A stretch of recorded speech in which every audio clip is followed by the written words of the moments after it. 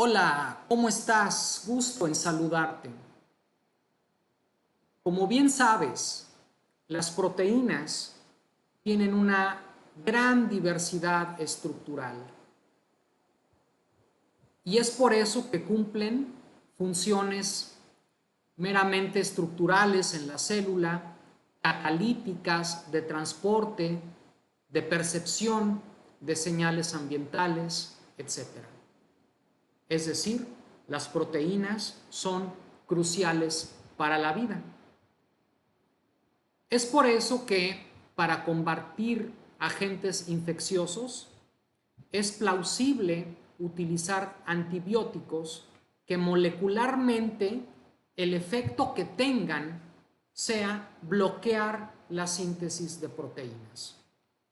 Ya desde hace tiempo tenía ganas de preparar un video así en el que habláramos de antibióticos que afectan la síntesis de proteínas en bacterias. Y para empezar, solamente quisiera recordarte que en las bacterias, al no tener organelos, la síntesis de RNA que vemos aquí y de proteínas están acopladas, son cuasi simultáneas.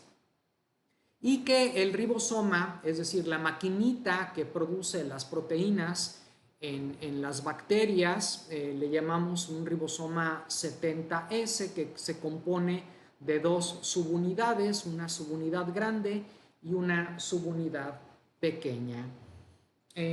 Para explicar el efecto de algunos antibióticos en interrumpir este proceso que conllevan a la muerte de agentes infecciosos, sí te sugeriría que checaras algunos videos que tenemos aquí en el canal en el que explicamos la síntesis de proteínas o el proceso de traducción.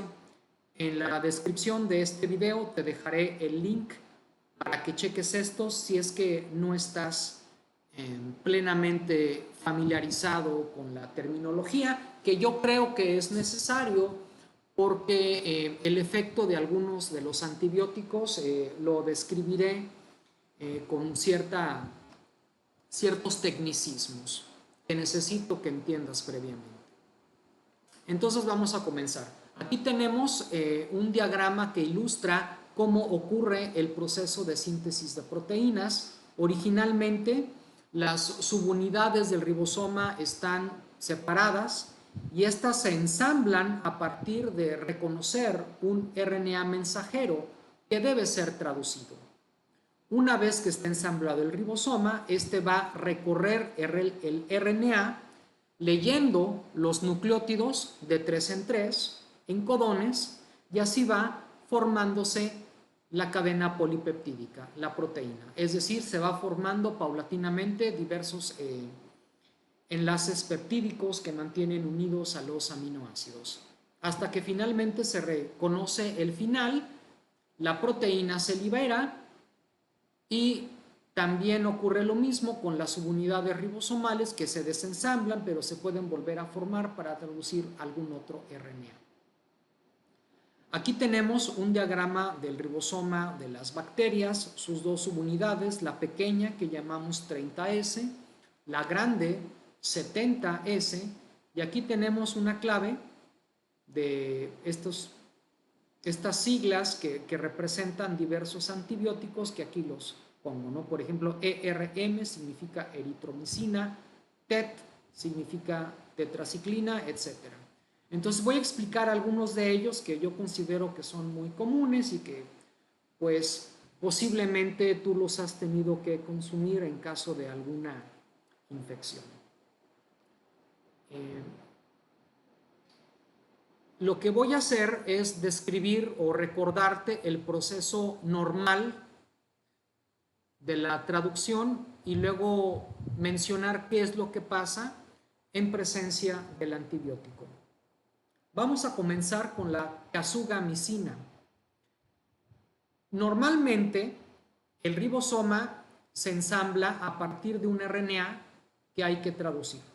Primero, arriba la subunidad pequeña que tiene una serie de proteínas accesorias y el primer tRNA que es el que lleva metionina o más propiamente formilmetionina.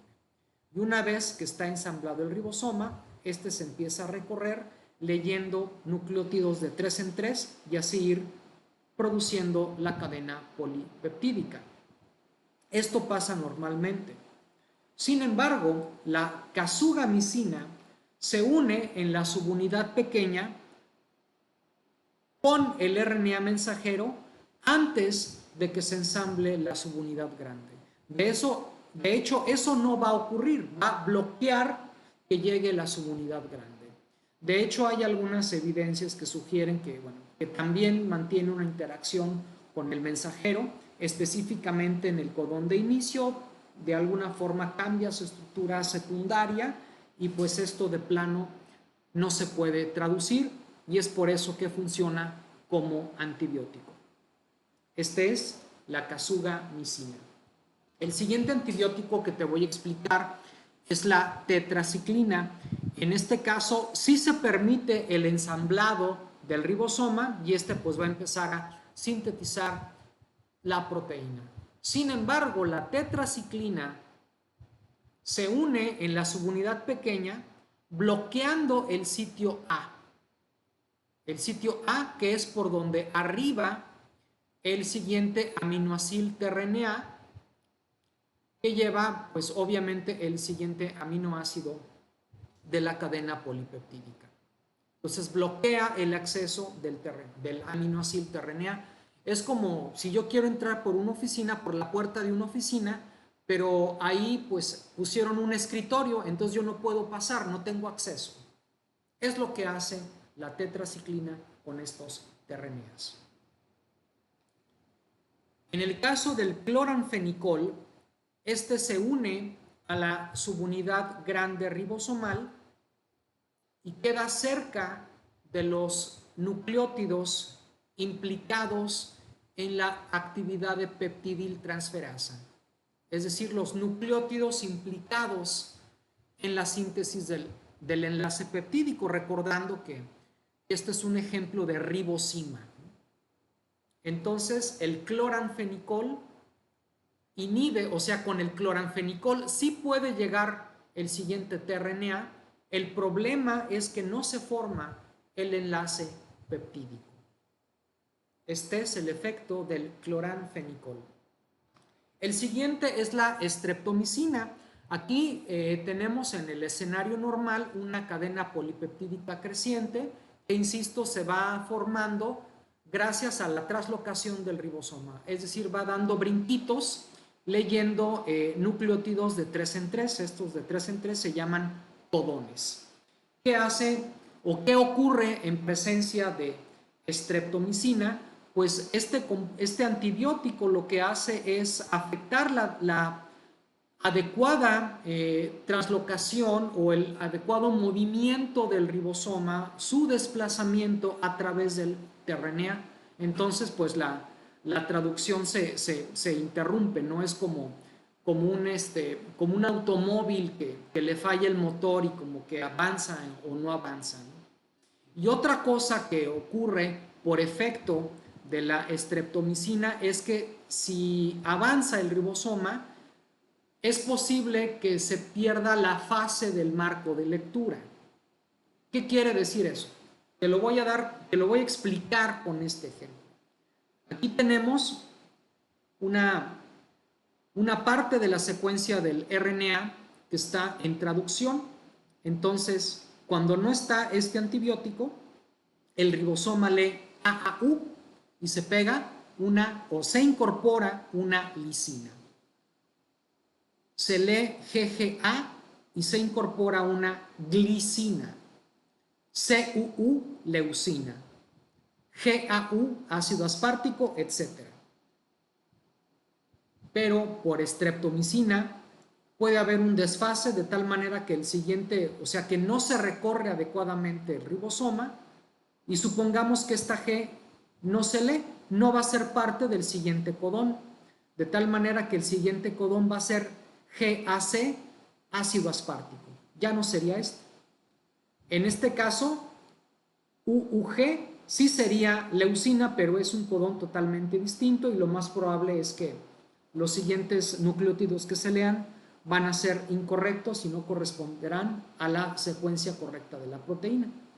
O en este caso, que por ejemplo se brinca 2, se lee ACU treonina y el siguiente codón es UGA, que es un codón paro, y en ese momento el ribosoma se desensambla. Y hasta ahí llegó la traducción.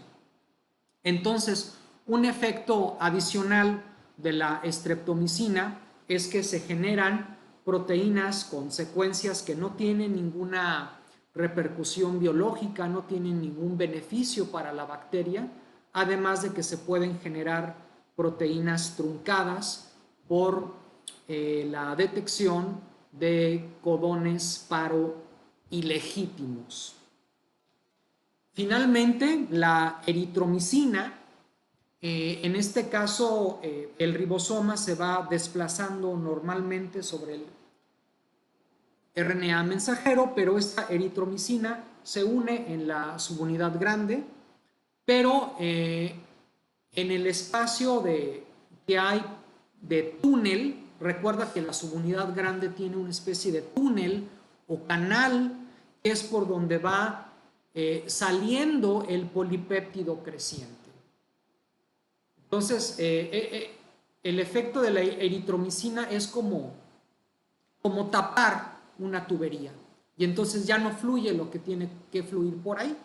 En este caso, ya no puede salir el polipéptido y se queda ahí, digamos, atascado, se queda atorado, que es lo que trato de representar en este escenario, en donde pues la eritromicina está bloqueando la salida del polipéptido y pues la traducción ya no puede proseguir si es que el polipéptido se queda atorado ahí dentro de la subunidad grande. Además, y por eso quise poner esta pequeña nota, se tienen evidencias de que la eritromicina al unirse a la subunidad grande también puede afectar el ensamblado de esa subunidad grande, recordando que en esa subunidad grande hay RNAs ribosomales y proteínas, pero esta subunidad completita tiene que estar ya preformada antes de empezar la traducción. Y ese proceso es afectado, tal vez indirectamente, pero afectado también por eritromicina. Y pues bien, con esto sería todo de mi parte. Yo solamente quise compartirte el modo de acción de algunos antibióticos muy conocidos y espero que con este video te motives a investigar el modo de acción de otros antibióticos que bloquean la síntesis de proteínas. Muchas gracias por tu atención y hasta la próxima.